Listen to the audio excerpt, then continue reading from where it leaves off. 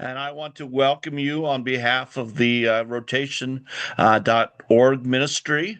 My name is Ron Shively. I'm a pastor at Emmanuel Evangelical Church in Needville, Texas, just out of Houston area. And I'm want to welcome you all here to today's Ministering to Generation Alpha Zoom seminar. What a joy to have you all with us.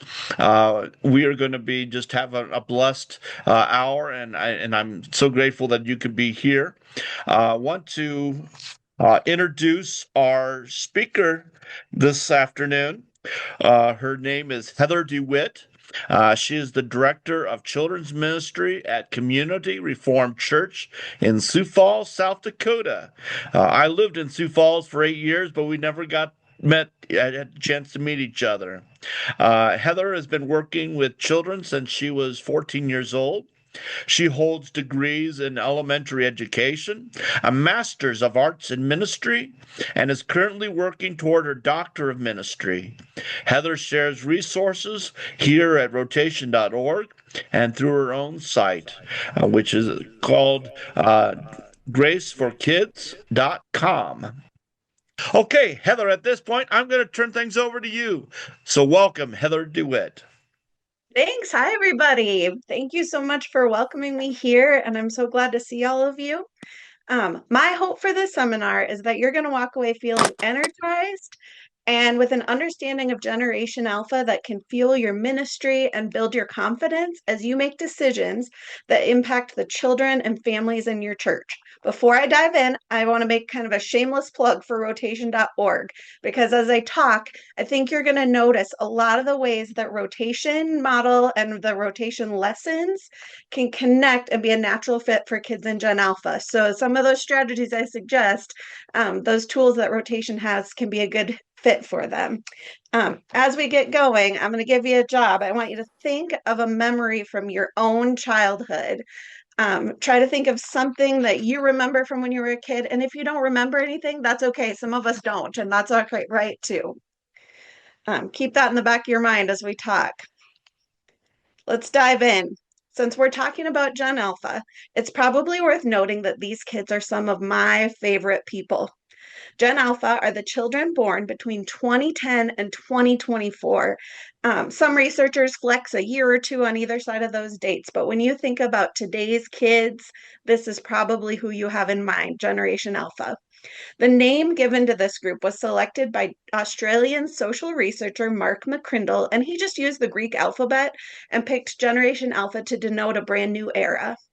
We'll start with the attributes of Generation Alpha that are probably not so surprising to you, but as the presentation moves along, you might find a few of your previous assumptions challenged a bit. All right, give me a little feedback. Can you all see that chart? Is my screen share working okay? We good?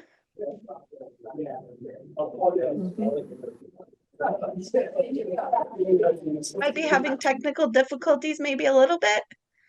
Are we okay? All right, I'm going to keep going. According to the United Nations World Report, Generation Alpha is estimated to be the largest generation globally, with over 2 billion young people worldwide. Gen Alpha is not just the future of the church, they are an essential part of the church today. Children are not blank slates. They are unique people created by God and full of potential. Generation Alpha is similar to their parents, grandparents, all of the other generations that came before, in that some of the traits of childhood cross generations. However, this new generation also has some attributes that make them special and offer opportunities in children's ministry that the church can embrace. To learn more about Gen Alpha, I did quite a bit of reading. I listened to some podcasts. I created a survey that asked parents, church staff, and other people to share their thoughts. Some of you maybe even participated in that survey. That insight was very helpful. Finally, my favorite part of this project is conducting focus groups with children ages 5 through 12. And I've shared some of their thoughts and words throughout the presentation. When people talk about today's kids, they often start by commenting on the impact of technology on their lives. Most members of Gen Alpha were exposed to technology to a greater extent at a younger age than any previous generation. 2 out of 3 Gen Alpha kids used a tablet before age 5, and nearly a quarter had a smartphone by age 8. Gen Alpha's kiddos are not just influenced by technology, they're influencing it. Tech giants are marketing to kids as media consumers. Some popular YouTube and TikTok accounts are created by members of Gen Alpha. There are influencers with millions of followers and billions of views who have not yet celebrated their 10th birthday. Technology means news travels fast, trends come and go quickly, and influences are global. In school, technology has allowed learning to be far more personalized. Students are often able to move at their own pace, learn in their preferred styles, and dive deep in engaging topics. So, what does this mean for all of us? How do we support these kids as they grow and encourage them to get closer to Jesus? We'll start with the one thing I've heard people talk about the most. Researchers are increasingly addressing how technology is reshaping Generation Alpha, particularly regarding their shrinking attention spans. Nearly all agree that the attention spans of Gen Alpha is, for a number of reasons, than it was for the generations before them. Many churches are working to find strategies that work for kids with a shorter attention span. Those that have continued to use the strategies that have been used for decades often express concern or even frustration related to kids' behavior. They feel like kids aren't trying, but in reality, many kids don't have the tools or practice to plug into lessons taught in the styles that some churches are attempting to use. Because of their shorter attention spans, it is helpful for teachers to think about the pace of lessons for kids. When a program includes too much wait time, kids can lose focus. Classroom management and planning ahead matter more than ever. It helps to move around the room as we teach. Lectures and long stories read without movement are rarely going to be a successful strategy. When kids are in a large group, there is inherent wait time. Supplies needed to be handed out. There are more kids raising their hands for help. It takes longer to get everyone quiet so you can start. With a larger group, even the little wiggles and shuffling papers that happen with all kids become distracting because they're adding up together. And so, for a kid who's already struggling to pay attention, it might be just too much, and the difference between learning or frustration. Even partaking in an engaging discussion can get boring when it requires kids to do long stretches of listening to others without ever getting a chance to speak or ask their own questions. These challenges mean small groups are especially effective. So you might be thinking, okay, sure, small groups would be great, but I have enough trouble getting one volunteer. How would I get 5 to break my kids into smaller groups? The picture I've got shows an example of shrinking your group size without increasing the volunteer load. For prayer time, our students are broken into small groups. The groups are the same week after week, and the age groups are mixed. When someone new comes, the kids clamor to invite them to join their group. Older kids become natural leaders. These are chances for kids to be the church. They need those chances. Tools are offered to students to help them to be able to do this time more independently, with an adult walking around the room to guide and support. In this picture, each group has a Ziploc bag with wooden sticks that offer color-coded prayer prompts in case they get stuck. The poster we use with it is pictured on this slide and is also on my website. As a side note, the hoop that you see in this picture is also a prayer hoop, and the ribbons correlate with the prompt on the poster. Our kids decided to wrap fairy lights around their hoop so that it twinkles. A smaller version of this same idea at home would be fun too. Later in this presentation, I'll address the need for kids' activities to be relational and multisensory, attributes which also help kids pay attention to the learning activities. When you want to gain and hold the attention of Gen Alpha, balance matters. Fortunately, that also helps with our next point. Now that students are accustomed to a more personalized style of learning in school, Personalization or flexibility in ministry can be helpful. In our church, this has meant offering choices for students during lessons, such as letting children within the group choose between a hands on art project or a game that involves running. Rotation style lessons help too, because kids get to learn about the same topic in a variety of ways. In our church, we've also started dipping our toes into project based learning on occasion. And if that intrigues you, I invite you to check out the Midweek Adventures tool on my website. If we have time at the end, we can talk more about that too if it's something that interests you. A quick example of our project based learning is from our Wednesday night ministry. Kids got to decide how they'd like to interact with the story. Some used watercolor paint, some wrote songs, some choreographed dances, some made their own game with components of the story. Quite a few wrote and illustrated a Bible storybook for younger kids, and many did cardboard construction using kids' safe tools. This example is from a fifth grader who was teaching the other kids about the story of the man being lowered down through the roof to meet Jesus. Shortly after I took this picture, he added the crowd inside. All right, back to technology. The issue of technology is not just about what children are exposed to because of technology, but it's also about what they miss out on when they're spending time with a screen. Time is valuable, especially in the critical development years that make up a childhood. Kids need time to play, rest, learn, grow, be outside, process their emotions, connect with adults, connect their peers, and so much more. Self control and emotional regulation are hard skills to learn, even when all of those pieces are in the right place. Screen time takes away from some of those pieces, and it can also be used as a tool for calming or soothing, which keeps children from practicing healthy ways to handle their great big feelings. I think most of us have seen a child who is struggling with sadness, fear, disappointment, anger, or frustration. Often, this is a demonstration of skills that haven't been gained or practiced because a screen has distracted and soothed those feelings in the past. It's hard to think about why you're sad when you're watching back to back entertaining YouTube videos. Kids need practice learning how to cope with big feelings, and they're not always getting it. Sometimes we'll have to do that hard work at church.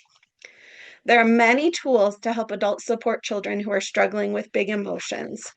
Um, but they all start with being there for a child, coming alongside them, and listening, showing you care.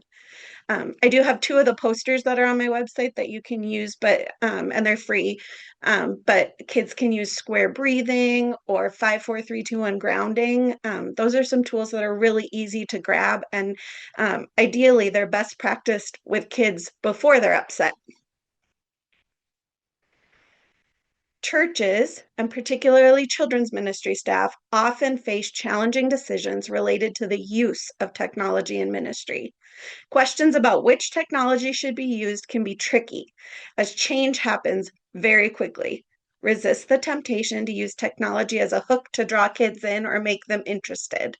They get enough time with the screen already. Instead, use technology as a tool when it makes sense for what you're teaching. Talk with kids what makes sense when it comes to integrating technology in ministry. You might be surprised at their wisdom.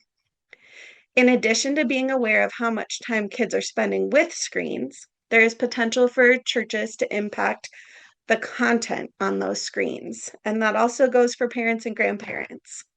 A bright spot is that many kids are choosing technology that allows them to connect with friends, use their creativity, or learn new things.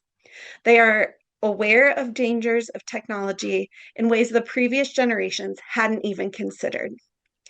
Parents, grandparents, children's ministry team, and others who have connections with students, this message is for you. Please don't underestimate the power of your voice in the lives of kids. They are listening, even when they won't admit it. Don't be afraid to talk about your concerns regarding technology, but if you do, be sure to listen as well. Ask kids to show you what they're doing. When kids explain why they like a website, a game, an app, it helps them to practice the skill of evaluating the product and it also builds a connection with you. The child and adult come together to decide if this is safe. Sharing the pros and cons of a product with you and answering your questions help kids develop critical thinking skills.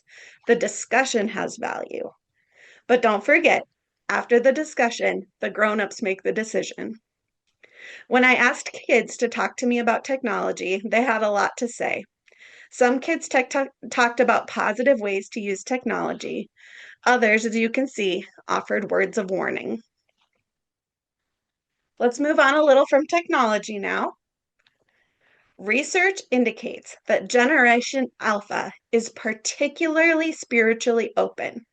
What they believe is an important part of who they are.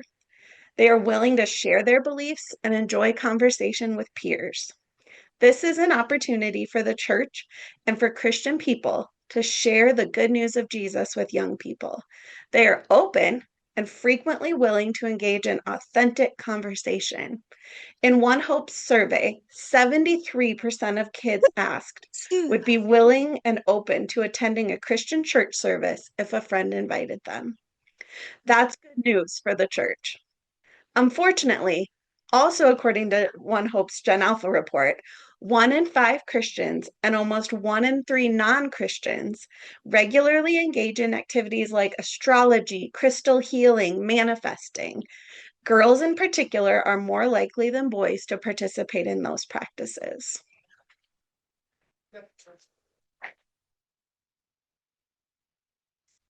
It is no longer enough to give kids a cute craft and a puppet show and send them on their way. Today's kids need to understand why they believe what they believe and be able to recognize the difference between their own faith and practices that don't fit with their beliefs. One of the best ways to help kids learn to articulate their own beliefs and evaluate opportunities is to give them chances to practice those skills. Kids who engage in good conversations with peers and adults are uniquely prepared for higher level thinking on matters of faith and religion. Including strong discussion questions and setting aside time for conversation makes children's ministry more effective. On the Gen Alpha page on my website, you can find a tool that helps adults start engaging discussions with kids. It's this questions to inspire curiosity that you see on the slide. It's a poster, just a printout. In short, it shows tips on how to help us avoid questions that start in who, what, where, and when, and plug into questions that start with why. How would you feel? What do you think? And even what does that remind you of?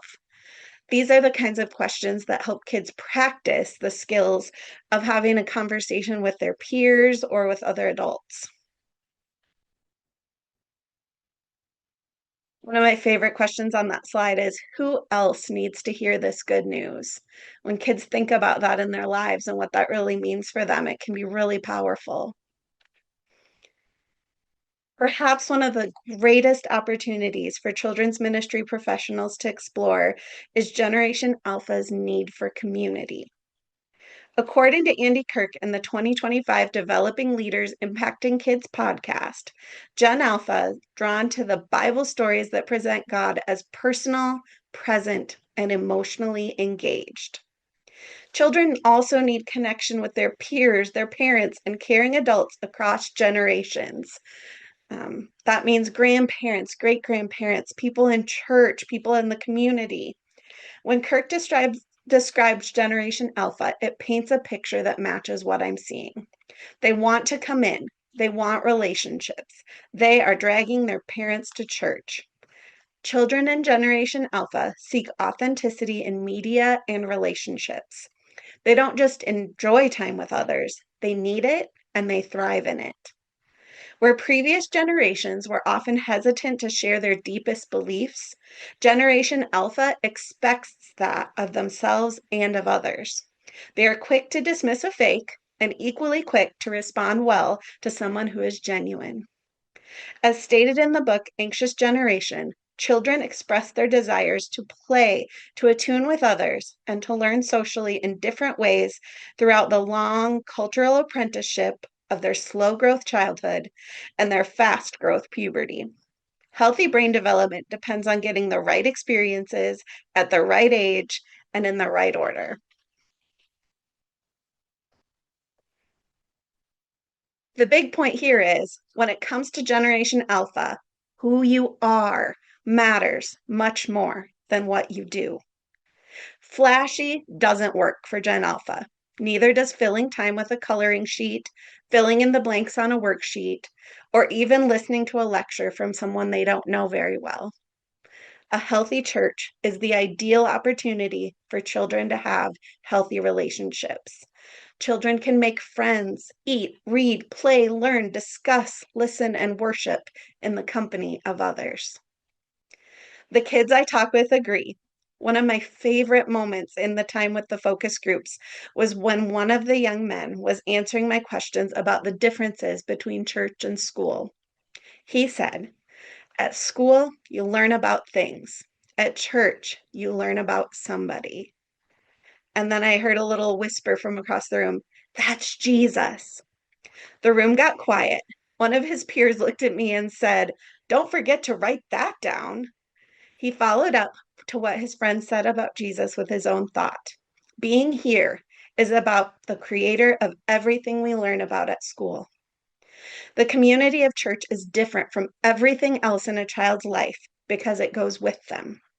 For a generation that craves connection, community, and authenticity, being introduced to the Savior of the world as their best friend is nothing short of a miracle. A statement by one of the kids also inspired this next slide. She said, changes are always happening, and you don't know what's going to go next. For kids in Generation Alpha, the cliche about change being the only constant in life holds very true. Whether it is technology, school, the COVID pandemic, friendships, family makeup, or just the changes that come naturally with growing up, all kids experience change. For the church, this means consistency matters. Novelty might gain momentary attention, but consistency builds trust.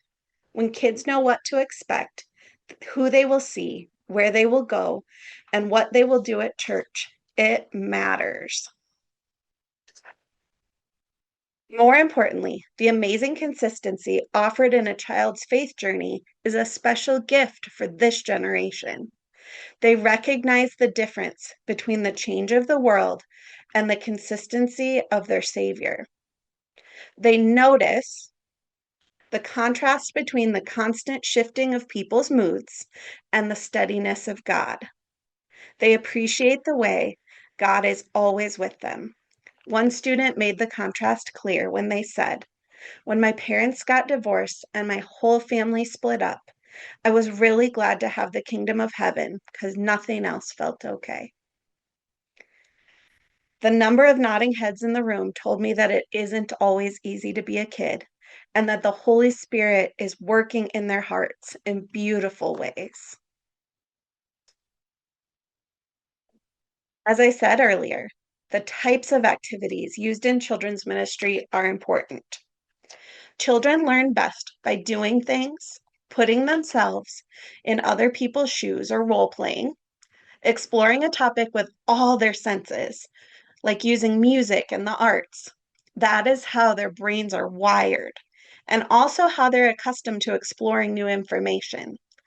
While interpreting the Bible is a far more in depth and meaningful task than learning or exploring new information, it has enough similarities that these characteristics of kids seem to hold some weight in the topic of interpreting the Bible with children and pursuing discipleship together. A multisensory approach is one that fits well with what is known about Generation Alpha and how they're most likely to learn, grow, and change. Neuroscience supports the idea that when learners engage their senses, a cascade of events happens within the brain, enhancing learning and creating connections. I would say perhaps a cascade of events also happens within the heart. Quoting the book 12 Brain Mind Learning Principles in Action, The human brain learns through experience. The brain's first contact with the world is through the senses. So learning must engage our senses of sight, hearing, smell, touch, and movement, to name a few. The space you're spending time in matters. Many churches utilize shared space, but that doesn't necessarily mean the space can't be enticing to kids. Temporary tools like posters and rugs can give even shared space a kid-friendly boost.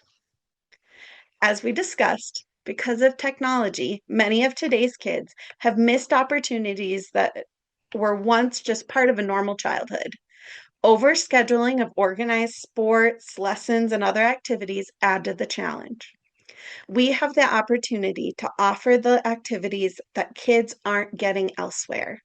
Whether you're serving in children's ministry, a parent, or a grandparent, do the things technology has caused kids to miss out on.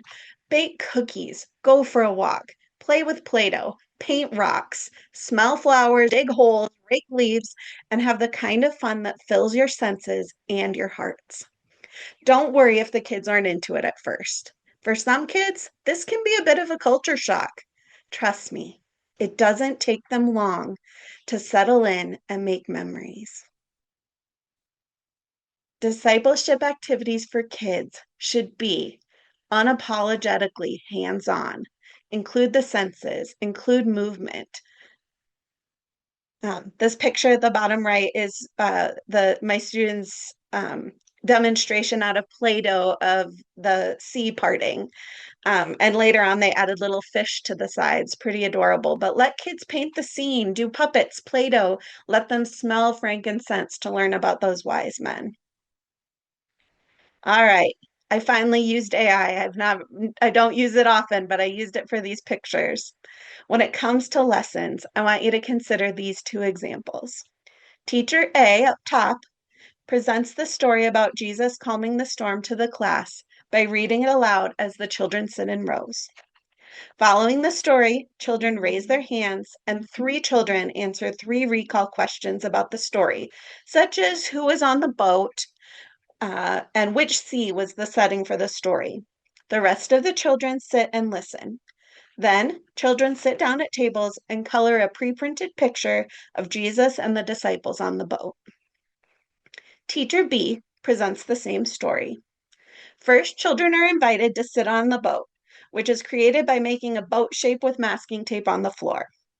As the story is told, the lights are flashed for lightning, a spray bottle mists children gently, and kids are invited to move side to side to mimic rocking of the boat. Then, when the storm is calmed, children are divided into small groups to discuss how they would feel if they were in the boat with Jesus. They talk about how being in the boat might have changed the disciples. Next, children go to the table where a bowl of water and a toy boat wait for them. They act out the story on their own with puppets or by getting in the pretend boat with a friend. The next week, a group of kids retells the story with a skit, and kids sing and do actions to a worship song that relates to the story.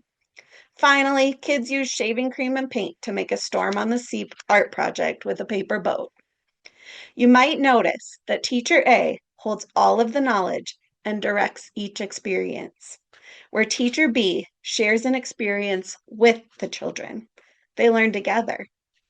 By engaging the senses, the children form an emotional connection to the narrative that enhances long term learning and gives a child a chance to explore the Bible and get to know Jesus in a way that they enjoy. As Kane says, children's ministry in the Western Church have often leaned on memorization as a teaching tool for children. While there is value in a child knowing scripture and having access to God's word in their own mind and heart, children today are not as well practiced in memorization as previous generations.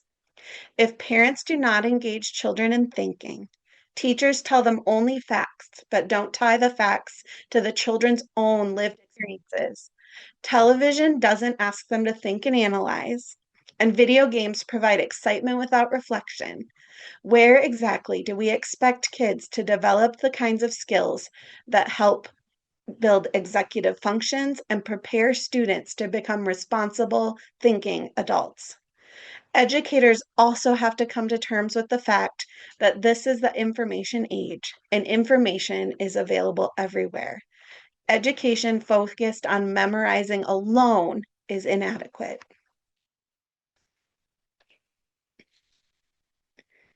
Children also need opportunities to connect what they're learning with what they already know. In this way, building on what a child experiences in life, as well as what they've previously learned, helps to make the new information accessible and long lasting. The brain learns by making connections between what is experienced and what that experience means to the learner. Ultimately, the brain needs to own the learning by having the learner do something with what has been learned. Like previous generation, the kids of Generation Alpha need play. Unlike previous generations, they don't have adequate access to play. For many children, play is an essential part of learning. Many well known figures in the field of early childhood education, including Italian physician and educator Maria Montessori, renowned psychologist Jean Piaget, and Presbyterian minister, author, and television personality Fred Rogers, all spoke about play as the work of childhood or a child's important job. I want to connect Romans 12 too. Play is the going to work and walking around life of a child. They must have opportunities to play in order to begin practice on placing that life before God as an offering. Play is an opportunity for children to experience what it is like when God brings the best out of a person and even a small child, and when they're transformed by God and for God. In our church, the children are offered an opportunity to join their peers for open playtime for the 30 minutes leading up to our Wednesday classes. I can't put into words how valuable this time has become. Children are more able to be vulnerable and dig deep in discussion when they are in class with friends, and those friendships are strengthened as kids play together, building with blocks, playing a board game, pretending to be chefs or veterinarians, or shooting hoops. This 30 minutes was the missing piece for our children's ministry and gave kids the time, space, and support they needed to build friendships. Play is also important for kids in their learning. Children need to practice what they're learning and explore it in the ways that work for them. They need to be able to build Jericho's wall and knock it down, serve the Last Supper to their dolls, and rock baby Jesus, placing him gently in the manger. You might be amazed at how sacred some of those moments of play become when children are given the opportunity to explore independently and with peers. One topic that popped up often in my focus groups but didn't appear in any of my reading or research is the topic of humor. The kids I talked with believe laughter is important. They want to laugh, they want to make other people laugh, and they respond well to people who are funny. They want funny moments in the Christmas program, opportunities to laugh with their friends in Sunday school, and they want to spend time with kids and grown-ups who know that life is filled with joy. Now, for a variety of reasons, including popular parenting styles, access to answers and information through technology, modeling of independence by popular TV and social media personalities, and opportunities for leadership in school and extracurriculars, the youth that make up Generation Alpha are more independent in their thinking than previous generations. With the abundance of variety that exists when it comes to things like food or content, we can see that this new wave of young people is much more decisive and independent in their choices. In fact, 48% of Gen Alpha say that being treated their age is important to them. Kids in Generation Alpha want their thinking to be heard and respected. For me, this especially highlights the need for children to have access to the Bible. Put it in their hands. Teach them how to find what they're looking for. In the focus groups, one topic that students felt strongly about was the importance of kids having their very own Bible. In our church, Bibles are gifted to children in third grade. Many kids have a Bible before that age, but in third grade, the church gives children a Bible and they can come to the front of church or they can get it after service if they're nervous. Repeatedly, children in the focus group commented on how momentous it felt to open the Bible and read it for themselves. They value Bible reading and they mentioned seeing their parents with a Bible in hand as well. That bottom comment that in white, it says, I wanted to tell a girl on my bus about Jesus, so I gave her a Bible and put a bookmark at John 3:16. Like I said, Gen Alpha is more brave in sharing their faith than many previous generations were.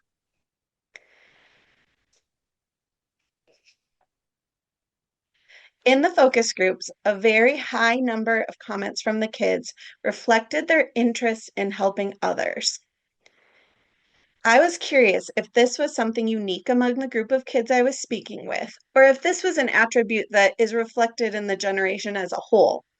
It made me smile to find that research supports this focus on service to be something that was found in Generation Alpha overall. When it comes to dreams for their future, Generation Alpha is more concerned with helping others than wealth or fame. Children's ministry professionals can support this by offering opportunities for Gen Alpha kids to help minister to younger children. We can also offer service projects. This could be as simple as inviting interested children to write encouraging notes to people who are in the hospital. It could be creating care package for people who are struggling. Kids are likely to come up with their own ideas as well. Something special happens when grown-ups can step to the side and support the big ideas of caring young people. In addition to discussing the generation attributes of Generation Alpha, it's very useful to learn about the parents who influence them. Research points to parents as the most critical relationship for kids. Research groups have taken various approaches to bringing data to the conversation about what the factors are that impact faith development in children that will likely continue into adulthood. People who went to church as children are 50% more likely to pray to God in a typical week. When I asked survey respondents, looking back, what had the greatest impact on your faith and/or choices regarding religion? The responses were varied, but the largest single category at 26% placed the influence on parents, with grandparents and other family members coming in second at 18%. No other category reached even half that response rate. Barna's work corroborates this data. The facts have been indisputably clear. In assessing the impact of churches, schools, and parents, it is the latter, parents, who have the most dramatic personal influence on a child. Sadly, in my survey, for most of the respondents with strong negative feelings about either Jesus, God, the Bible, faith, religion, or church, parents were a key part of those feelings as well. Therefore, if a parent is not committed to following Jesus and growing in faith in front of their child, it is futile for them to hope to be the one to point their child to Jesus. When parents play such a crucial role in the faith development of children, it is beneficial to look at what the parents of people who ended up with strong faith as adults did or didn't do while the child was at home. People ages 12 to 18 in my survey were dramatically more likely to be Christians if their parents were. More importantly, those young people overwhelmingly responded that they knew their parents have a relationship with Jesus based on the way they live and the conversations they have with their children. The responses from those over 18 were similar. The positive ways that parents influence the faith of those respondents were most often listed as example setting, conversations, love, and grace. The smaller categories included home Bible reading or prayer. The largest category of negatives related to forcing offspring to attend church without conversation or care. The second largest category of negative responses came from parents saying one thing and acting one way around church, and being different at home. Several of the respondents spoke about parents encouraging them and acknowledging the need for them to make their own choices or supporting them as they responded to the work of the Holy Spirit in their own lives. Fortunately, my survey seems to indicate that many parents realize their children are watching and that the example they set matters.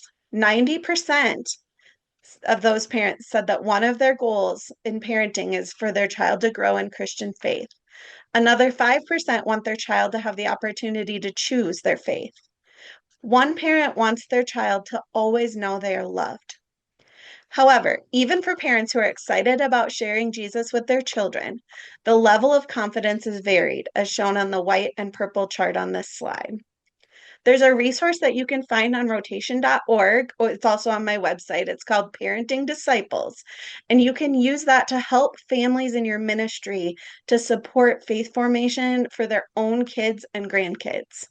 If you haven't checked it out, give it a look. And if you run into questions or have feedback, just go ahead and shoot me an email. Speaking of parents, the kids made quite a few comments about how important it is for parents to have opportunities for discipleship and fellowship. I'm going to zoom on to the next slide quickly. One of the things I've heard often from ministry colleagues is that they don't know what to offer because people don't show up. When we asked parents, what could your church offer that you would find helpful as a parent seeking to nurture spiritual development in your child or children, many of the parents said the church already offers enough or that the church doesn't need to offer more because the responsibility lies on parents.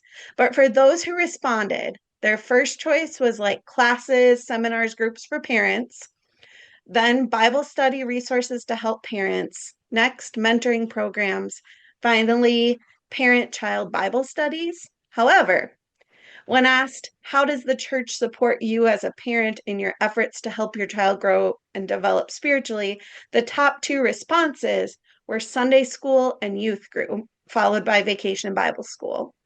So it sounds like parents see what the churches are already doing as helpful, and have kind of limited options on what they would actually attend if more things were offered. Because families often feel too busy, the time they're willing to dedicate to participating in children's ministry activities is especially precious.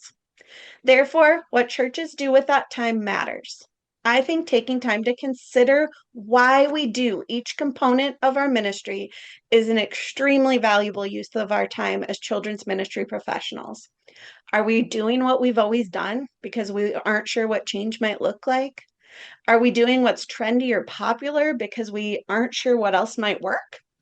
In my experience, it is more helpful to prayerfully consider what God is asking us to do. And sometimes this means doing what you're doing right now, learning more about the people we're called to disciple. Generation Alpha, certainly unique, but the opportunities that come from that uniqueness abound. By making learning personal, dividing large classes into small groups, offering great discussion, asking engaging questions that go beyond who, when, where, showing up authentically, consistently building community, offering time to play, engaging their senses, giving them access to God's word, offering service opportunities, empowering parents, and offering discipleship activities for all ages, churches can reach a generation of kids that are more than the future of the church. Generation Alpha is an essential part of the church today. If you check out my website, there's a list of all the resources I use today. So if I quoted someone and you'd like to learn more from them, you can find that under the Generation Alpha part of my page. My website also has some free lesson plans, tips for children's ministry, other tools. There's actually some shirts and stickers you can buy. But most of the lessons, tools, posters, a lot of that is free. I just want to share with other churches because I'm so thankful for all the people who have shared with me. Now, do you remember when I asked you about that childhood memory at the beginning? Does anybody feel like sharing their childhood memory? you do, just raise your hand or unmute. Tell me what, or put it in the chat. Share your childhood memory with us.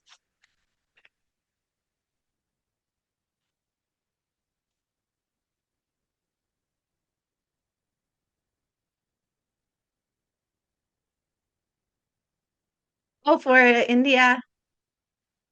Hello. So you want a childhood memory of Yes, time at you want a childhood any memory? any childhood memory, your choice. So one of my favorite childhood memories was Vacation Bible School. What I used to enjoy was we had skits, and I saw how all the adults would dress up in costumes and do this whole skit around the Vacation Bible School theme. And I was so excited to come every day to see what was going to happen the next day and the next day and the next day. So that's one of my favorite. I love that. That certainly fits with what we're talking about. You can imagine that today's kids would love those memories too. That's so good. Susan, I see your hand. Go for it. One of my favorite memories is sitting Christmas Eve and all snuggled up on the couch with my family and hearing my dad read the Christmas story to us. I Oh, really you resented when our churches started having Christmas Eve services because I really wanted to be home with my family. But that's a uh, childhood memory. those connections are so important. I love that. And if you think about that moment, there were probably some sensory things happening. You talked about the warm blanket. There was also the tradition of it all. Kids do really well when they know what to expect. And when things happen year after year, you build on those memories. I bet that like warm feeling you have will last forever. I think I saw another hand go up. Where is that one?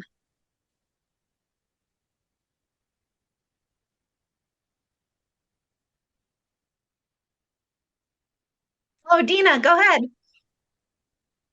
One of my first memories of church is singing the Gloria Patri in worship. Something about the words of as it was in the beginning is now shall ever be caught my imagination. But I Hmm. also remember standing next to my dad singing hymns. He's holding the hymnal down where I can see it and pointing to the words. And it was through that I learned to sing harmony. I love that. One of the things that I didn't talk about enough is that for a lot of times when it comes to kids, things are caught, not taught. So when kids are next to us in church and are having those experiences beside the grown-ups, just like Dina was talking about in her story, kids are going to look up to the people around them, but they're also in the routine of that and in the excitement of that, they're going to become part of worship. They're going to become part of the church because we gave them a chance to actually be part of it. All right. Does anybody have questions for me or things that they want to discuss? Any challenges for me? Things that maybe I didn't cover well?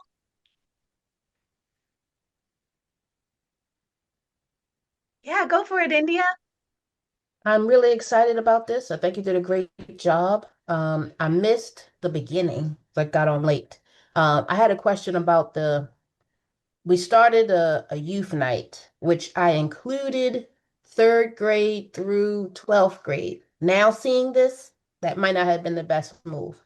But does it change up a little bit for kids in the fourth and the fifth grade? Do they want to play as much? Are they engaged in the same way? So, in my experience, fourth and fifth graders love play as much, if not more, than the younger kids because they get fewer opportunities to do it elsewhere. On my website, there's a list of some of our favorite toys that kind of cross that elementary school age group. But an example is some of those, like the magnetic blocks, marble run, those sorts of things, things that allow open-ended play. They get much more into. They like things that they can manipulate, change, test. We have a toy called air tubes, and if you pop over to my website, you can see I bought it on Amazon. Expensive. I will admit that it was expensive, but the amount of hours the kids have played with it There was a group of fourth and fifth graders, girls and boys, but a lot of boys, that figured out how to get the air tubes balls to pop high enough out of the air tubes toy to hit the ceiling.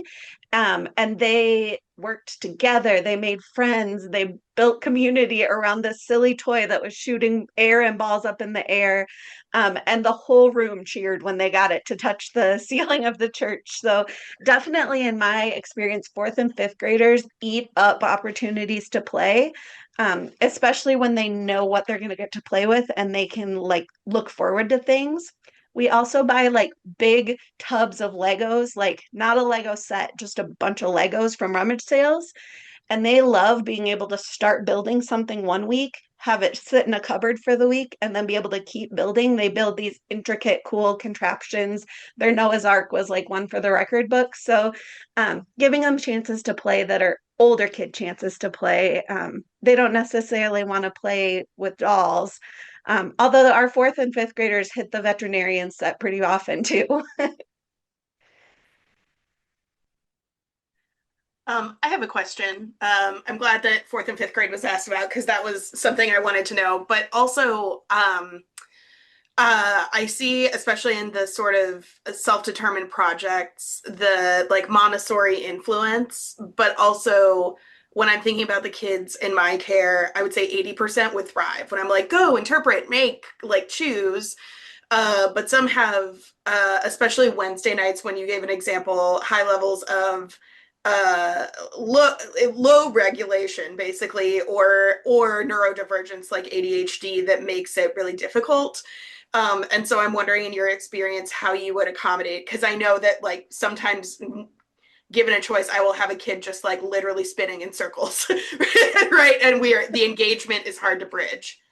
So you are speaking to my biggest concern pre-study. So before I did this study, those were my biggest worries. Like I thought, great, theoretically, this all sounds really cool, but will my kiddos who are like do have neurodivergent, we have a lot of kids with ADHD, a few that have autism, and it's on a Wednesday night. So they've been at school all day. They're a little bit exhausted. I thought, are they really going to give me anything?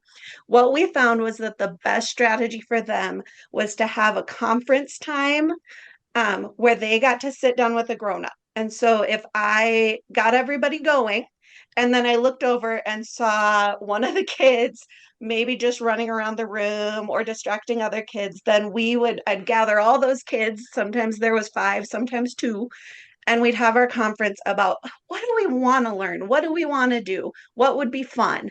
And so I find out from them, like, I would say, like, it looks like your body needs to move. Maybe you would have more fun making a giant poster on butcher paper so that you can make something big. Or it looks like your body needs to move. How about this kid reads the story for you and you act it out? Or it looks like you're having trouble taking some deep breaths. Why don't we try a worship song and see if fits what you want to do? And sometimes it would take a couple tries, but not often. Most of the time, once somebody cared enough to come alongside them, that worked pretty well. We also invited them to buddy up with someone. So some of those tried and true older kids who like they're up for anything and willing to try. I think most churches have at least one of those who are like, well, I'll give it a shot. Asking them, hey, would you want to be their helper? And the two of you together are going to do, like, this project. Kind of finding what makes them tick was really helpful.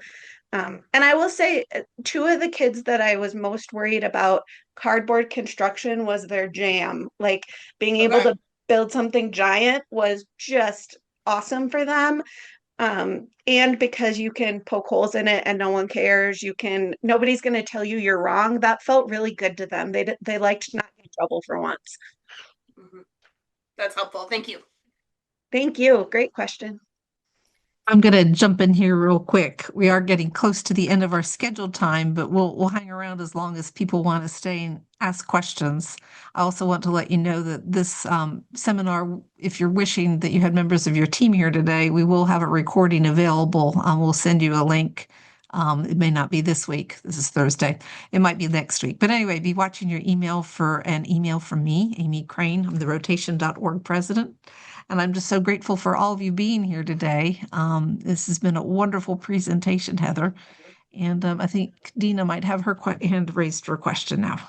Before Yes, Dina gets on, real quick, yeah. as before you get ready to leave, because some of you are going to start leaving, if you would use the chat part of our Zoom seminar and share with us a topic that you'd like for us to do as a Zoom seminar in the future. So could you please try to give us a suggestion before you leave? Now I'll turn it over to Dina to ask Heather a question. I actually wanted to add to the conversation that was happening about the neurodiversity. I had a student one time that the sandbox was his jam. It was a wilderness box, a desert box. And very often, this was on Sunday morning, but he would, on certain weekends, when he'd spent the week with the other parent, there was definitely some emotional issues going on, and spending time in just being with the sand, with his hands in the sand, helped him regulate himself to be ready for everything else that was going on. So those sensory um, experiences, the calming sensory experiences help a lot. I'd like to, one thing that Heather mentioned, I guess, early on was talking about the importance of small groups. And I think a lot of times those of us in smaller churches worry about our small groups. And maybe we just have a natural small group that we need to see as a blessing and work with it in creative ways. So that's sort of reframing a problem into a good situation.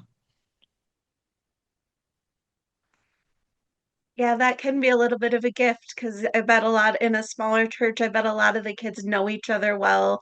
They've probably built some trust. They're able to be a little more vulnerable together. That's some good stuff that can happen in that space. Well, it's after 1 o'clock or 2 o'clock your time, if you're on the East Coast or wherever you're at. We want to thank you all for being with us, sharing this hour. Once again, we want to thank Heather DeWitt for sharing just a fabulous presentation, so much information. And I know I'm going to share this with some of our Sunday school teachers here at our church in Texas. So we're looking forward to making this presentation go really far and deep in its influence. So thank you all for being here, and God bless, and you have a great weekend. Take care.